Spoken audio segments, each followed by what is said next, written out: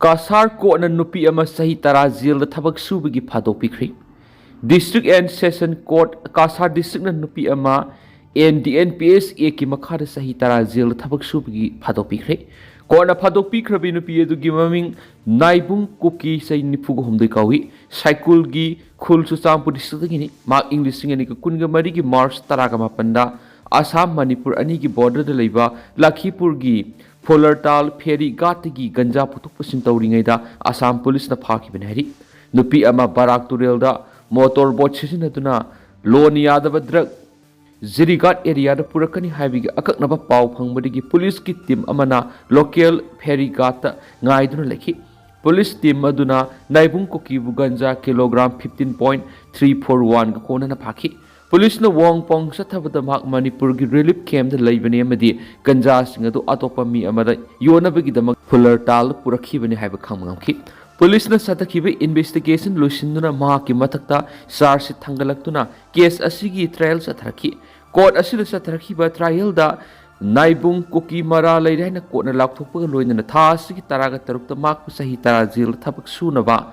Paduk amasum fine oina lupa lak ama thinaba madi karigumba fine gi senpa mudu thiba ngamdaba tarabadi mak makhata na tha taruk jail leina right takhi Governor from Thaduk laga yamna thuna hanbikro Manipur apunba ima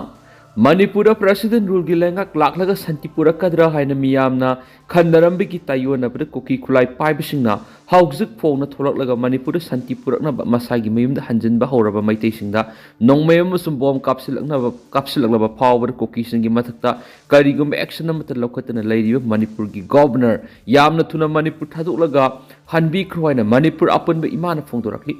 Ngasi Manipur Press Kapta Pangtokiba Paumishinga Unabada Manipur Apunba Imagi Advisor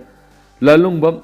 Rani Balan Hai Manipur da Hawkiba Sai English Singaniga Kungo Humdoigi Me Ohumdigi Tolakiba Irang Namara Moiduna Manipur gi Tuan Mapam Singda Labor Relief Camp Singda Lanjena Duna Ladiba IDP Singi Manung Digi Fogak Sau Ikai Turbung area gi IDP singna handakta makhoi masa masa gi mayumda santi oina hanjinduna leiba horakpada Kuki khulai paibe singi maikai digi nongmai amasum bom kya kap tharaktuna miyamda amuk na hongna aki kang nangan ki thong si lebak thibani haukiba December taraga taruki numidang na Kuki khulai paibe kya na sa tharakiba nongmai amasum bom kya kap tharakiba si Manipur apunba imagi maikai digi akan mawong na kandem tawi Wayal Katigi editorial ma'am na thamjari Kuki singna nauna bom kapsilakpa popular government semandana ba akanaba thaurang amani Manipura maite amasung Kuki gi marak sathiraba kangluki irang thokraba matung sahi aniga tha nipalom haukraba matungda ing tapagi phibam tapna hanjilakpa uba phangki ing tapagi phibam hanjilakpa do state asida thamliba president rule asina shini haibi hai Mafam amatana nomai kapnaba thawdoksing thokidre highway khudimak security force na control tawba ngamdre imphal dimapur lambi dani maitei sing masagi gari da thawraga jiribam tana satpa madi jiribam digi imphal phawba lakpa hunakre madura sunatana imphal dimapur lambi da security ki akanba section thawranga loinana port puba maitei ki gari sing amasum driver sing khajik satpa hunarabani tawbadadi national highway sing da maitei sing satpa khajik hunaragasu safaba phibam ama oibadi nati Thawai yonbaga samane maramdi maitei na Kuki da thajaba thamdi Kuki na maitei da thajaba laite maram aduna security ki ahoba tanja amakak phangmada lambi asida satliba maitei gi punsi khudong thiningai adum oi masidagi hendokladuna internally displaced person oina lairamba maitei sing makhoi gi mayum na tapna hanjinba horakli maru oina Bishnupur district ki Turbunga naknaba mafam singda maitei sing khunda leita bawkre marasida Kokomi amasum IDP singna satliba December ki tang kuntraga matui phawgi manungda IDP sing mayum da hanjin hangani haina mamang government phongdokhiba wapam adu ngakadabani haina countdown tawduna protest tawri Kokomi ki convener Khuraijam athawbana singba team amana IDP singna sangjafam lawriba relief camp singda IDP singda loina duna ahing directuna khangminari Lakadriba numit taraga humdoine sida laingakna IDP sing mayum da hanjin hanba ngamdragadi Manipur da asobu Wathok lanthok ama tholakpa yana lari wapam mayam singa siga iroinana hadakta Bharatiya Janata Party BJP gi central leader singna BJP gi MLA sing Delhi da kaurakhiba laikre lainga ama siamnabagi damang ahanboina nakhoi masel puna thabak tawminaduna Manipur tangdu laitaba phibam ama hana siemo herakre ꯊꯕꯛꯁꯤꯡ ꯑꯗꯨ ꯇꯧꯅꯕꯒꯤꯗꯃꯛ MLA ꯁꯤꯡꯗ ꯃꯊꯪ ꯆꯍꯤꯒꯤ ꯖꯅꯋꯥꯔꯤ 13 ꯐꯥꯎꯕ ꯃꯇꯝ ꯊꯥꯔꯛꯈꯤꯕ ꯂꯩꯈ꯭ꯔꯦ ꯃꯁꯤꯃꯛꯅ ꯇꯥꯛꯂꯤꯕꯗꯤ ꯃꯅꯤꯄꯨꯔꯗ ꯃꯤꯌꯥꯝꯒꯤ ꯂꯩꯉꯥꯛ ꯑꯃ ꯍꯟꯖꯤꯟꯍꯟꯅꯕ ꯁꯦꯟꯇꯔꯗ ꯂꯩꯔꯤꯕ BJPꯒꯤ ꯂꯨꯆꯤꯡꯕꯁꯤꯡꯅ ꯍꯣꯠꯅꯔꯤ ꯍꯥꯏꯕꯅꯤ IDPꯁꯤꯡ ꯃꯌꯨꯝꯗ ꯍꯟꯖꯤꯟꯕ ꯍꯧꯔꯦ ꯂꯝꯕꯤ ꯆꯠꯊꯣꯛ ꯆꯠꯁꯤꯟ ꯈꯖꯤꯛ ꯌꯥꯔꯛꯂꯦ ꯀꯨꯀꯤ ꯃꯤꯌꯥꯝꯁꯤꯡ ꯏꯝꯐꯥꯜꯗ ꯂꯥꯛꯅꯤꯡꯂꯦ ꯑꯗꯨꯕꯨ ꯀꯨꯀꯤ ꯈꯨꯠꯂꯥꯏ ꯄꯥꯏꯕ ꯇꯦꯔꯣꯔꯤꯁ ꯀꯥꯡꯕꯨ ꯑꯃꯅꯗꯤ ꯃꯩꯇꯩꯒ ꯀꯨꯀꯤꯒ ꯍꯥꯟꯅꯒꯨꯝꯅ ꯆꯪꯊꯣꯛ ꯆꯪꯁꯤꯟ ꯇꯧꯅꯕ ꯄꯥꯝꯗ꯭ꯔꯤ ꯃꯈꯥ ꯇꯥꯅ ꯏꯔꯥꯡ ꯊꯣꯛꯍꯜꯂꯒ ꯇꯪꯗꯨ ꯂꯩꯇꯥꯗꯕ ꯐꯤꯕꯝ ꯑꯃ ꯂꯩꯍꯟꯕ ꯄꯥꯝꯃꯤ ꯑꯊꯨꯕ ꯃꯇꯝꯗ popular government ama sembagi thajaba lairibisisu makoina thugaiba pami haibadi manipur anauba lenga ama semanba pamdi manipur legislative assembly dissolve tawba pami sai tara kun election tawdana sarangnaba phibam amada lehaningli masigi maru oiba maramdi makoina taliba separate administration natragana union territory gi demand asi adum hinglaga lehaningbadagini handakta kuki gi MLA khara BJP gi lusingbusinga unabada kanglupta lining laisona yumpham oiraga state ama natragana union territory ama BJP na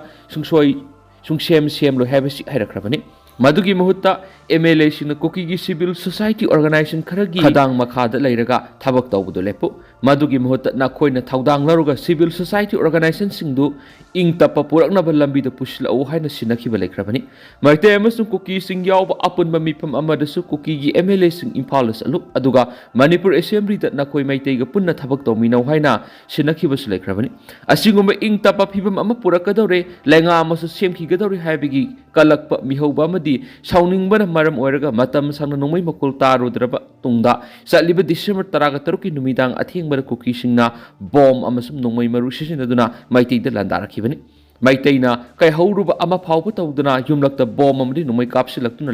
lebak phabadigi misi minamakti yaukidi madudang hek yaramada manipur amukasu sarangnaba phibam amada matam sangna leigadoribani kuki theorist singna anauba lenga ama semba pamdribadu phanglamgadaba khasikta ngaibani yamna hena ngaklibadi security force na nakal animak sangdok sangsin tawba thingnanaba buffer zone CMliba mafam adubu ngak senanaba central force mayam ama thamlibani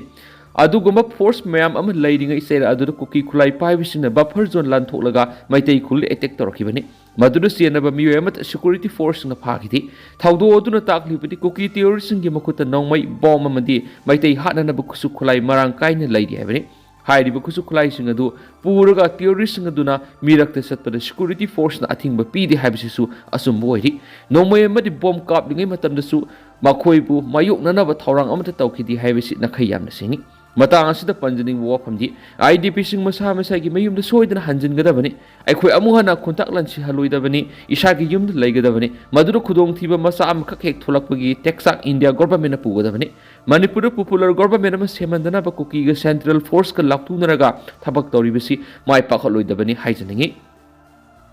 yumai sakpada masin manaw siri Arunachal Pradesh ki Lohit district thokiba yumai sakpagi thawdo amada sahi nipan amasum taraga manga khakta ngairiba masin manaw sikri haina police na phungdokre Lohit ki superintendent of police Duften Zambana phungdokpagi matuna thawdo do nahanunga lamdai pung ahunga makhairom tarakpada Lohit ki district headquarter oriba Tezu town ki Pion colony thokiba nairi SPLMN gi landada anga ahum jawna miyoi mapan hatkre kayana asu opanangkre Sudan gi South Cordon Fun State laiba Deling City the Rapid Support Force RSF samnaduna satliba Sudan People's Liberation Movement North SPLMN gi lanmisingna artillery sizinaduna landa kibada anga ahum jawna miyoi mapan hatkre masum kayamana asu opananghankre haina Sudan gi non governmental organization amana fong dorkre hansu pawmuna makhata na report rakli